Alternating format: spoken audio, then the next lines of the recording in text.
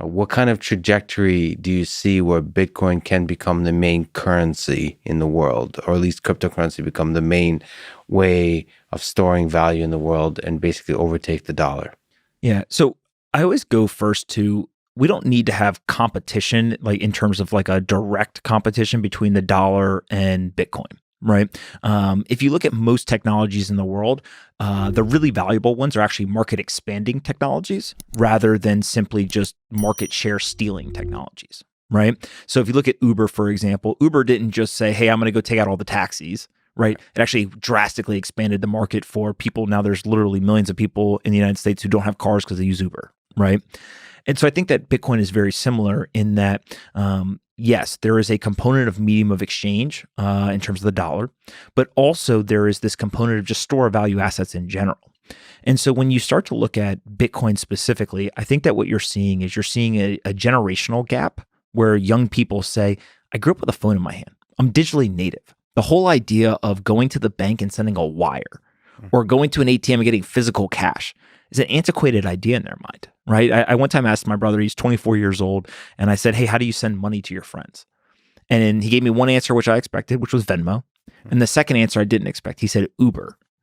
I said, how do you send money via Uber? He said, well, we get in a car together, and at the end, we split the ride. And so again, you and I have probably both done that, but I never thought of it as a way to send money to each other. And so it is a psychological difference between even me, who's only, a decade older than him or so, and his peer group. And so I think as we're watching kind of Bitcoin continue this ascent, ultimately what we're seeing is an entire generation of kids are saying, listen, if I look at financial assets across the board, I have stocks, I have bonds, I have currencies, and I have commodities. I know that bonds, from a real rate return perspective, is flat to negative, right? I'm going to make no money on this because I have a belief that my dollar is being devalued. And actually what we're starting to see is, again, the internet has broken down these walled gardens and kind of these centralized hubs of information, in that if you were to look at, let's say, the stock market from 1971 to today in dollar terms, it's a 45-degree angle right up and to the right? It's kind of 7, 8, 10% growth every year. And it's amazing. Just get invested in the stock market and you'll make money over a long period of time, regardless of the dips along the way. If you denominate that same stock market in gold, the stock market is down since 1971.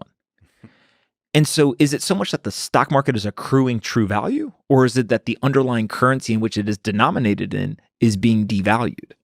Right. And now it's being devalued in a very disciplined way, right? In terms of, it's not like it went 50% devaluation in a short period of time, but it's still being devalued. And so I think that people are waking up to this idea that a traditional 60-40 type global portfolio doesn't work anymore, right? 40% of it in bonds is just not going to get it done.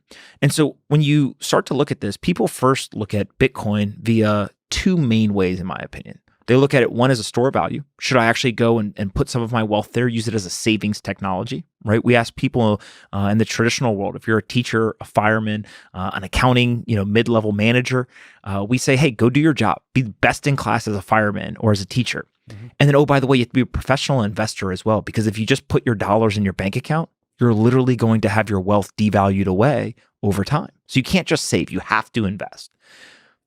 That is a really tall task for people. They have a hard enough time just doing their job right, taking care of their family, right?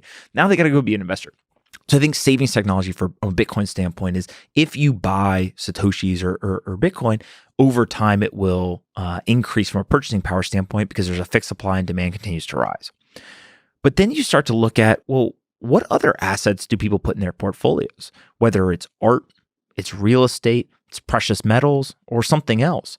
Most of those assets are not because people actually think that they're going to go up in value over time.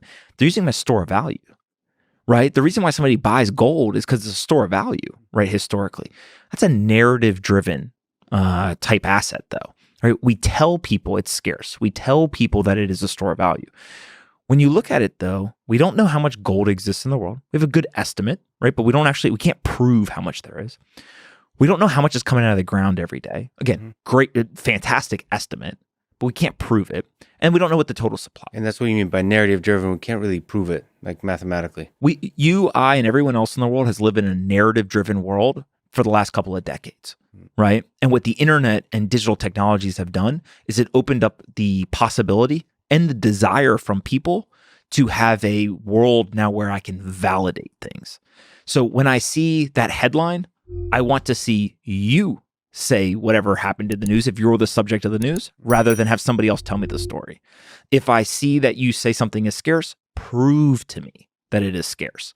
And so I think that's kind of a psychological shift that the younger generation is starting to understand, because ultimately you and I probably grew up in a world where our parents could tell us a story and we just believed it.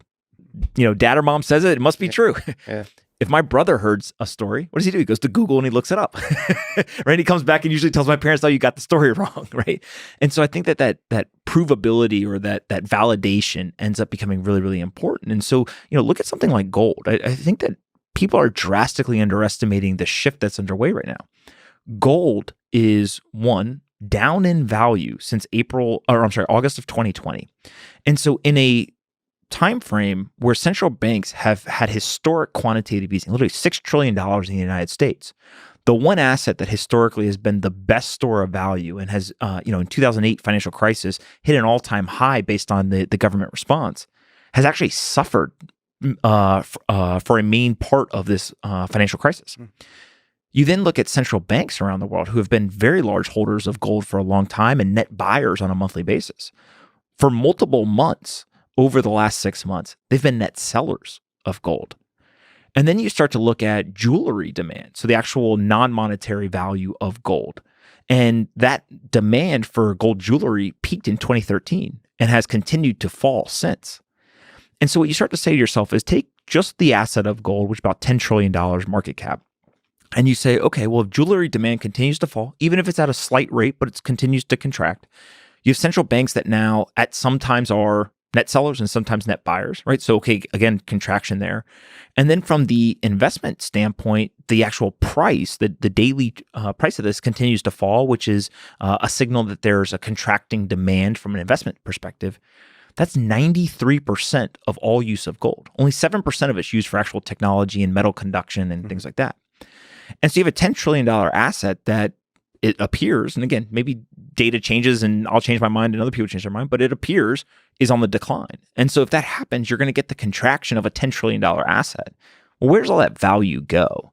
And what you're seeing is at the same time that asset is contracting, you're also seeing a massive influx from not only retail investors, not only kind of the wealthy and the elite, but also from financial institutions, corporations, pension funds, et cetera, into this kind of digital sound money. So you're saying that there's a kind of shift from gold to Bitcoin because they have a lot of the same properties, except one is in the physical space, the other's in the digital space. So do you see like central banks quietly potentially switching out from sort of gold to Bitcoin? Like naturally just seeing the pattern that you're referring to now, but more drastically into the future where there's a complete shift. If you line up the gold community and the Bitcoin community next to each other, they'll agree on all the problems that they see in the world, right? Yeah. They'll actually agree on the solution that sound money is the solution. Where they differentiate is the gold community believes that it's the analog application of sound money. Right? The physical gold, that is the solution.